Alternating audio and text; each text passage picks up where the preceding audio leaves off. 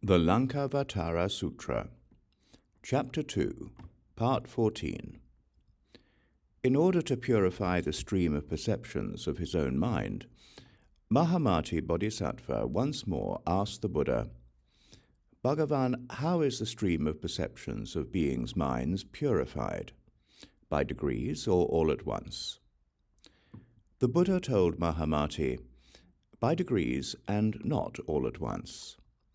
Like the gooseberry, which ripens by degrees and not all at once, thus do Tathagatas purify the stream of perceptions of beings' minds by degrees and not all at once.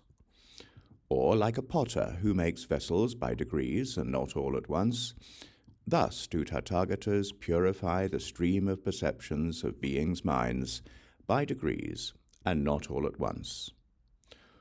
Or like the earth, which gives birth to living things by degrees and not all at once, thus do Tathagatas purify the stream of perceptions of beings' minds by degrees and not all at once.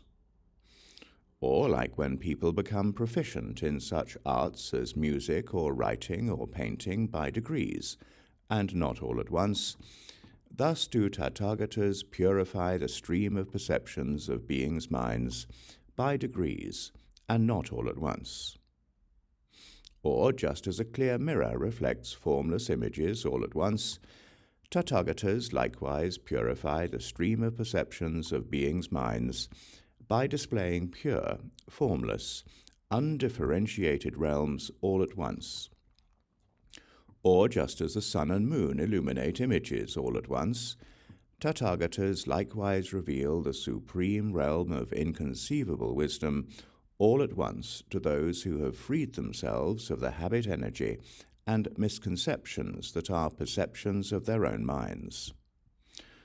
Or just as repository consciousness distinguishes such different perceptions of one's mind as the realms of the body, its possessions, and the world around it all at once, Nishanda Buddhas likewise bring beings to maturity in whatever realm they dwell all at once and lead practitioners to reside in Akanishta heaven. Or just as the Nishanda Buddhas created by the Dharmata Buddha radiate light, the personal realization of Buddha knowledge likewise illuminates and dispels erroneous views and projections regarding the existence or non-existence of dharmas and their characteristics.